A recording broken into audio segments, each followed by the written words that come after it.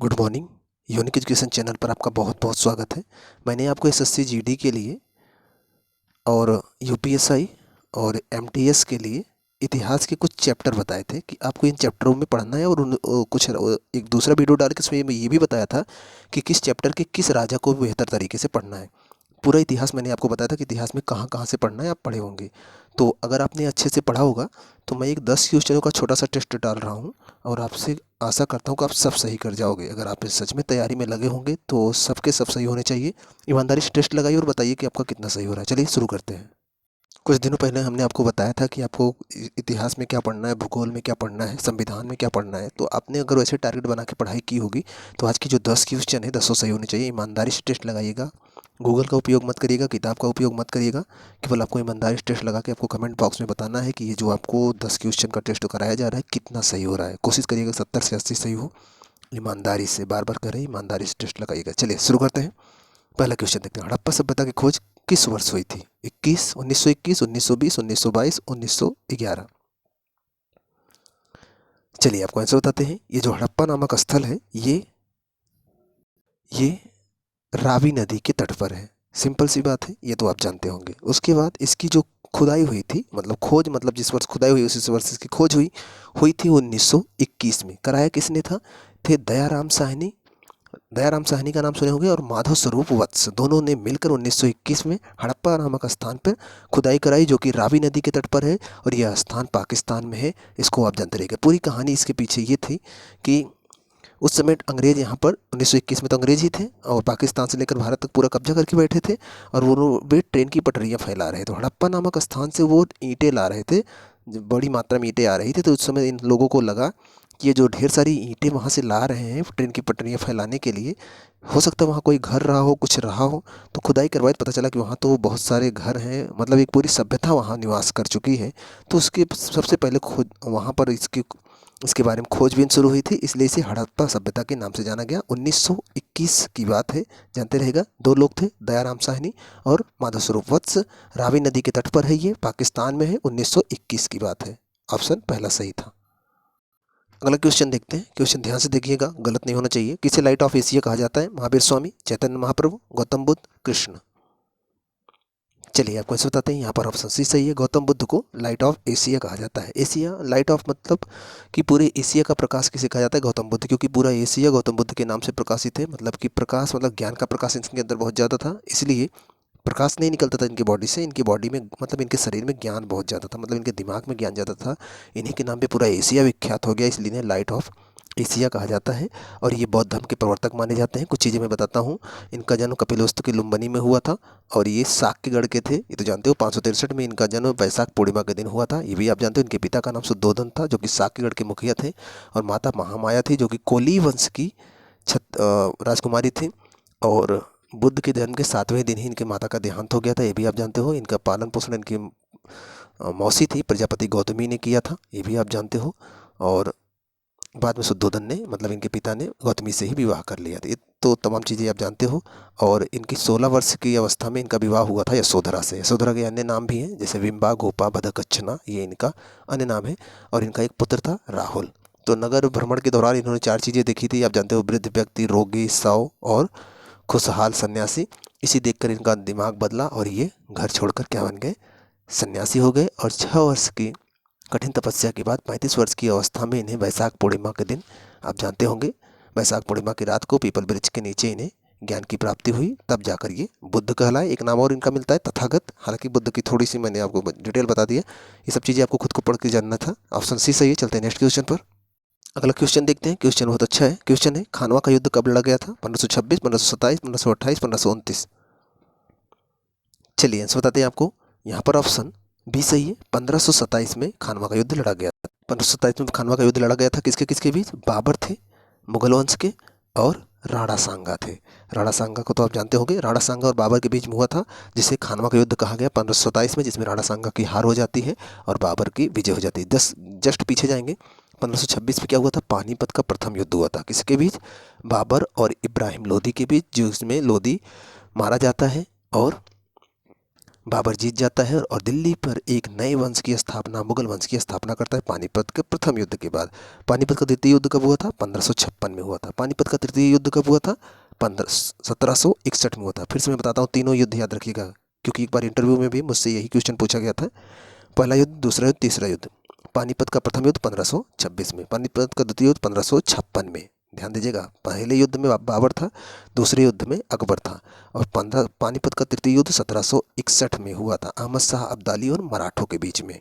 तो याद रखिएगा, यहाँ पर ऑप्शन बी सही था। हालांकि बाबर के द्वारा लड़े गए चारों युद्ध आपको पता होना चाहिए। पानीपत का हुआ था, खानवा का हुआ था, चंदेरी का हुआ था, घाघरा का हुआ था। ये उसी क्रम के ये पूरे ऑप्शंस हैं, तो आप इस सबको पता करिएगा। हमने आपको सिलेबस बताया था, उसके हिसाब से पढ़े होंगे, जरूर सही हुआ होगा। चलते हैं नेक्स्ट क्वेश्चन पर। आइए अगला क्वेश्चन देखते हैं। क्वेश्चन अच्छा है। मोपला विद्रोह किस राज्य से संबंधित है? बिहार, केरल, गुजरात, पंजाब। सोचिए। चलिए ऐसे बताते हैं आपको। ये जो मोपला विद्रोह है, बहुत बार केवल यही पूछा गया है कि किस राज्य से संबंधित है। आपको राज्य पता होना चाहिए। मोपला विद्रोह, हाँ, स्थानीय निवासियों ने इसको विरोध किया था, जमींदारों और अंग्रेजों के विरुद्ध। ये जो विद्रोह हुआ था, ये केरल में हुआ था। याद रखिएगा, ऑप्शन बी सही है। केरल में, केरल में कौन सी भाषा बोली जाती है? मलयालम भाषा बोली जाती है। केरल के जस्ट सामने कौन सा केंद्र शासित प्रदेश है? आपको कमेंट बॉक्स में बताना है। ऑप्शन बी सही था यहाँ पर। चलते हैं नेक्स्ट क्वेश्चन पर। आइए अगला क्वेश्चन देखते हैं। क्वेश्चन है, किस शासक ने सर्वप्रथम महाधिराज की उपाधि धारण की थी? श्रीगुप्त, चंद्रगुप्त प्रथम, समुद्रगुप्त, इनमें से कोई नहीं। चलिए बताते हैं आपको। यहाँ पर ऑप्शन बी सही है। चंद्रगुप्त प्रथम ने सबसे पहले महाधिराज की उपाधि धारण की थी। ये गुप्त वंश से संबंधित है। अगर बात करें गुप्त वंश की स्थापना की, तो श्रीगुप्त ने किया था गुप्त वंश की स्थापना, जबकि चंद्रगुप्त प्रथम भी एक प्रतापी राजा थे, लेकिन उनसे भी प्रतापी राजा थे समुद्रगुप्त। आप तमाम चीज़ें आप गुप्त वंश पढ़ के प्राप्त कर जानकारी इसके पता कर सकते हो। मैंने जब आपको सिलेबस बताया था, तो उसमें आपको कहा था कि मौर्य वंश, गुप्त वंश आपको अच्छे से पढ़ना है। आपको गौतम बुद्ध को, महावीर स्वामी को भी पढ़ना है। चलिए यहाँ पर ऑप्शन बी सही था। चलते हैं नेक्स्ट क्वेश्चन पर। अगला क्वेश्चन देखिए, ध्यान से देखिए, आधुनिक इतिहास का क्वेश्चन है। क्वेश्चन है, किस भारतीय राष्ट्रीय आंदोलन का शीर्षक वंदे मातरम था? स्वदेशी आंदोलन, चंपारण सत्याग्रह, सविनय अवज्ञा आंदोलन, असहयोग आंदोलन। चलिए इसे बताते हैं आपको। यहाँ पर ऑप्शन ए सही है। स्वदेशी आंदोलन आप जानते होंगे, 1905 में शुरू हुआ था। बंगाल विभाजन के बाद स्वदेशी आंदोलन शुरू किया गया था, पूरे देश में भाईचारा बढ़ाने के लिए। उस समय राखी दिवस भी मनाया गया था, हिंदू मुस्लिम एक दूसरे को राखी बांधे थे। तो उसी समय ये ये जो था गीत वंदे मातरम प्रचलित हुआ था। उसी समय रविन्द्रनाथ टैगोर ने भी एक गीत लिखा था, आप जानते होंगे, अमार सोनार बांग्ला, जो कि आज बांग्ला का राष्ट्रगीत है, जानते होंगे आप। तो यहाँ पर ऑप्शन ए सही है। चलते हैं नेक्स्ट क्वेश्चन पर। आइए क्वेश्चन और देखते हैं। थोड़ा सा कठिन क्वेश्चन हो सकता है आपके लिए, ध्यान से देखिएगा। बिहार बंगाल से अलग कब हुआ? 1909, 1912, 1915, 1923। सोचिए कब अलग हुआ था। चलिए आपको आंसर बताते हैं। यहाँ पर ऑप्शन बी सही है। 1912 में जब भारत की राजधानी कलकत्ता से दिल्ली स्थानांतरित की गई थी, तो उसी समय बिहार को बंगाल से अंग्रेजों ने अलग कर रखा था। तो ऑप्शन बी सही है। थोड़ा सा कठिन क्वेश्चन, थोड़ा सा अंदर से क्वेश्चन है। हालांकि जनरली ऐसे क्वेश्चन नहीं पूछे जाते, लेकिन थोड़ा सा एक दो क्वेश्चन कठिन आ ही जाते हैं, कोई भी पेपर हो। ऑप्शन बी सही है। चलते हैं नेक्स्ट क्वेश्चन पर। अगला क्वेश्चन ध्यान से देखिए, क्वेश्चन बहुत अच्छा है। क्वेश्चन है, 1905 में बंगाल विभाजन के समय भारत का वायसराय कौन था? Curzon, Dufferin, Canning, Hardinge. चलिए इसे बताते हैं आपको। यहाँ पर ऑप्शन ए सही है, लॉर्ड कर्जन था। 1899 से 1905 तक ये भारत का वायसराय रहा, और इसी ने बंगाल विभाजन किया था। बोला था कि प्रशासन करने में दिक्कत आ रही, जबकि इसका उद्देश्य था हिंदू मुस्लिम में फूट डालना। इस उद्देश्य से इसने किया था। लेकिन कर्जन के समय में कुछ चीज़ें और थी। रेलवे बोर्ड की इसने स्थापना की थी। इसने पुरातत्व विभाग के बारे में बहुत काम किया था, और इसी के समय में सबसे ज़्यादा ट्रेन की पटरियाँ फैलाई गई थी। इसके कामों को देखकर ही इसे आधुनिक भारत का औरंगजेब, इसकी तुलना औरंगजेब से की जाती है। ये भी आप जानते रहेगा, कर्जन था। ध्यान दीजिएगा, बहुत इंपॉर्टेंट क्वेश्चन है। ऑप्शन ए सही है। चलते हैं नेक्स्ट क्वेश्चन पर। अगला क्वेश्चन देखते हैं। हालांकि इस क्वेश्चन का आंसर आपको तब भी मिल गया होगा, जो मैंने एक आपको राष्ट्रीय आंदोलन का 1905 से 1850 से लेकर 1947 तक भारत के आंदोलन के बारे में बताया था जिस वीडियो में, उसमें इसका आंसर था। ध्यान से देखिएगा, गदर पार्टी की स्थापना कब हुई थी? 1905, 1909, 1913, 1919। चलिए आपको ऐसे बताते हैं। यहाँ पर ऑप्शन सी सही है। 1913 में लाला हरदयाल ने अमेरिका के सैन फ्रांसिस्को में, ध्यान दीजिएगा, भारत में नहीं, कुछ व्यक्ति ऐसे थे जो भारत में न रहकर, विदेशों में रहकर भी वहाँ से भारतीय राष्ट्रीय आंदोलन का संचालन कर रहे थे। देश को आज़ादी दिलाने के लिए प्रयास कर रहे थे। उन्हीं में से थे लाला हरदयाल। वो 1913 में अमेरिका के सैन फ्रांसिस्को में गदर पार्टी स्थापित की है, जिसका उद्देश्य था भारत में अंग्रेजों से भारत को मुक्ति दिलाना। और उसके पहले अध्यक्ष बनाए गए थे सोहन सिंह भकना। आप नाम दोनों जानते रहिएगा, दोनों इंपॉर्टेंट है। 1914 का घटना था एक कामागाटा मारू प्रकरण, आप सुने होंगे। एक जहाज भारत से कनाडा गया था, उसकी कहानी आप जानते होंगे। आपको क्रम से मैंने सारी चीज़ें बताई थी, आप जरूर उस वीडियो को एक बार फिर से देख लेंगे तो आपको इतिहास का कॉन्सेप्ट क्लियर हो जाएगा। तो यहाँ पर ऑप्शन सी सही है। चलते हैं नेक्स्ट क्वेश्चन पर। क्वेश्चन देखिए, आज का अंतिम क्वेश्चन है इतिहास का। गीता रहस्य नामक ग्रंथ किसके द्वारा लिखा गया था? तिलक, बाल गंगाधर तिलक, गोपाल कृष्ण गोखले, विनोबा भावे, महात्मा गांधी। सोचिए। चलिए आपको आंसर बताते हैं। यहाँ पर ऑप्शन ए सही है। बाल गंगाधर तिलक ने गीता रहस्य नामक एक ग्रंथ लिखा था। दूसरी बात, तिलक के भाषण इतने उग्र हुआ करते थे कि अंग्रेज इन्हें अक्सर देशद्रोह का आरोप लगाकर जेल में ही डाले रहते थे। इनका कथन था कि स्वराज मेरा जन्मसिद्ध अधिकार है और इसे मैं लेकर ही रहूँगा। सुने होंगे आप।